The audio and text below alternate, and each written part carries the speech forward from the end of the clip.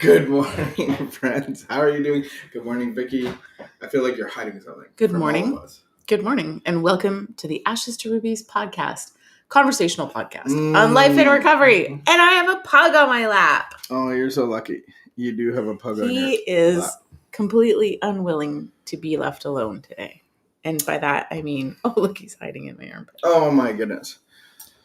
I have a couple things that I would like to discuss. I have a fun thing and then a not so fun thing. Let's talk about the fun thing, not the not so fun thing. Okay, so the fun thing was, I can't pronounce the name, but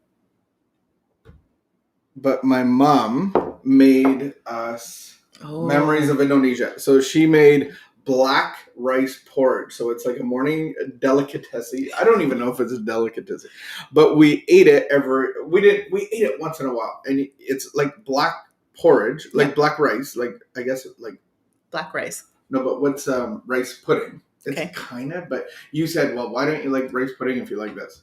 Very different. A lot of flavor. Like, yes, it was like dessert. It's thick. It was rich, sweet and vanilla. Had vanilla, and then you pour coconut milk on top. And I was like, it's not breakfast. I felt like I was living in Indonesia. I just wanted to see some massive cockroaches. I wanted to just know that there was rats in my living space. That was fun. And then the second thing I don't want to talk about the not so fun thing. No, I do. You can't stop me. Fine. The other not so fun thing was, and this is like going to the core of alcoholism, but like being a man.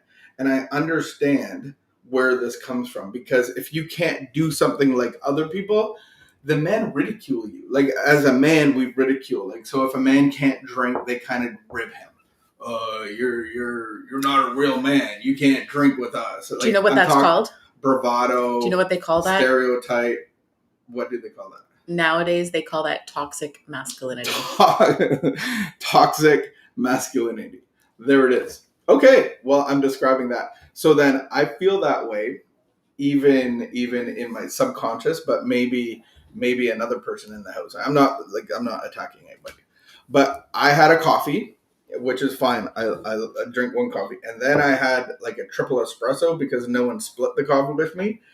And my body didn't react well. So my body like literally shuts down. I can't think. I'm anxious. My body is not absorbing it properly. My body is not like, I actually physically felt horrible, and I actually had to go to bed. Like I had to go to bed. Like I had to miss half a day because my head can't think. And it's like this, my physical body doesn't do something like normal people's body does with caffeine. But it's the same thing that my body does with alcohol. My body doesn't do what your body does with alcohol. I have an abnormal reaction. I believe that having too much caffeine, I had the right reaction of like, don't have any more caffeine. My body's telling me, stop doing that. You're dumb. You're putting too much caffeine into your body. But when I do that with alcohol, it actually produces a craving for more. I don't go to bed. If you have more alcohol, you actually fall asleep too. Like your body's like, let's talk about what could have happened if you want to have an espresso by yourself. Next time? Right.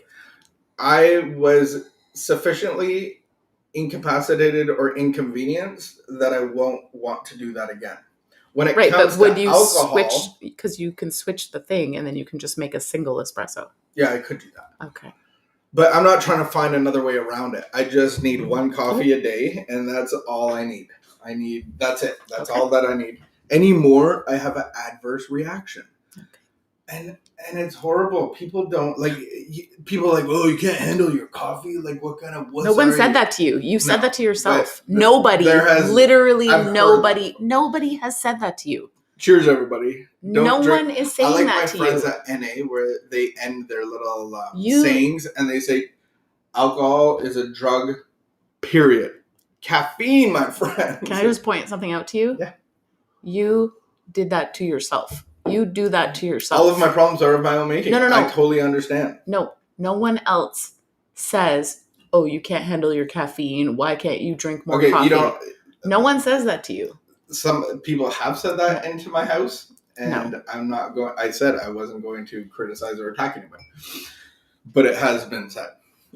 So I think that even if you're like sober on a job site, like especially in the construction world, they're all like the bravado and the man, and you're a real man when you go to drink at the pub.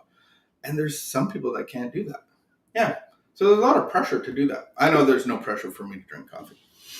Totally understand. Totally trying to relate to feeling how my body actually took over the show yesterday. But then the other thing is when we get allergies, our allergies take over the show. Oh my goodness. And you were like in like my allergy. I woke up like that too, though. My allergies were so bad yesterday. So bad. I was imploding. It's hard to function properly when you're like really that. When hard. Your body's running the show. It's not a good. Mm-mm. It's typically not a good. I felt like I needed to go to bed, but of course, yesterday is the day that I decided to wash the sheets, and they weren't dry yet.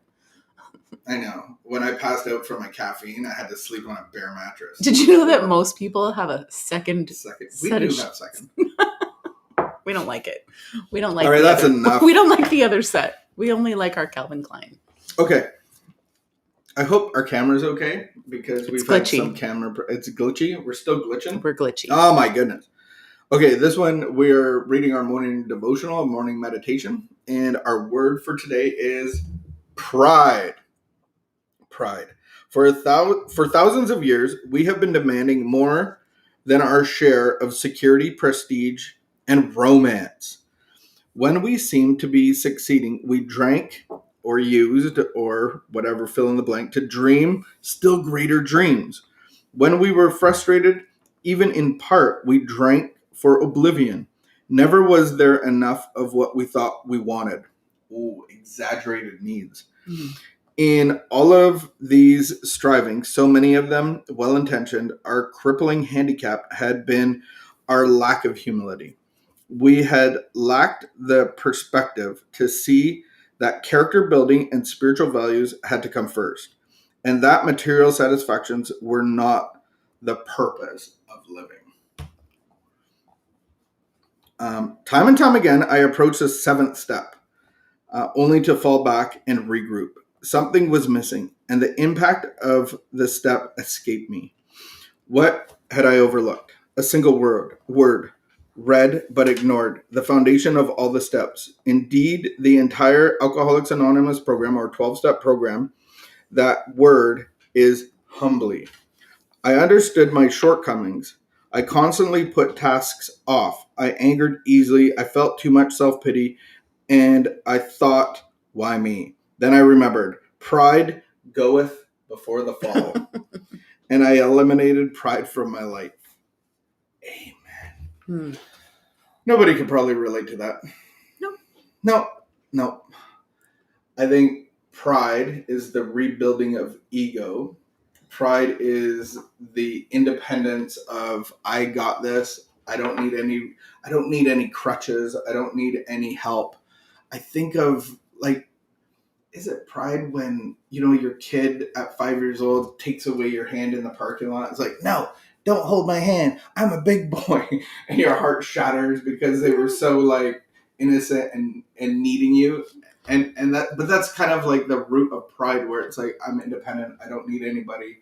And then when we go into our recovery, we do the same thing. I think a lot of us do a buffet where we pick and choose what we want to do. When we're getting to this part of actually receiving power from God, we actually look at the exact nature of a wrong. We don't look at all the behavioral stuff. We look at like what is exactly inside of me that keeps me separated from God and wanting to drink or do drugs or food or people. What's your thoughts on pride?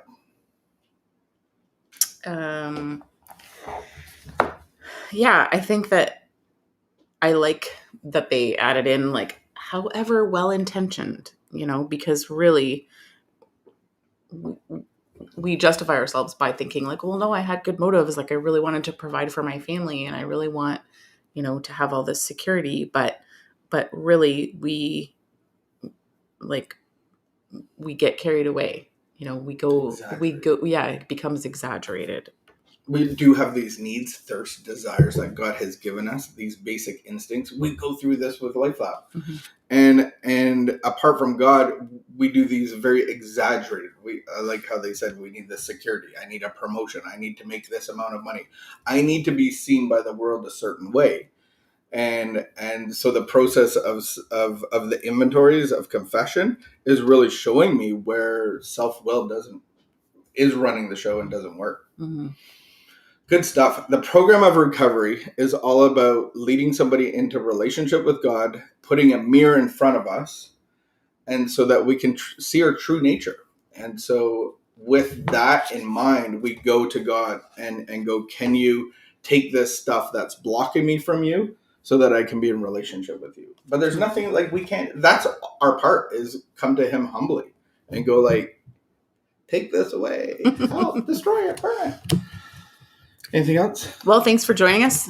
Here's that little tidbit, something to chew on today. Pride goeth before the fall. All right. What did we say as we go out? Keep the peace, be of good behavior, and wash your hands. See you tomorrow.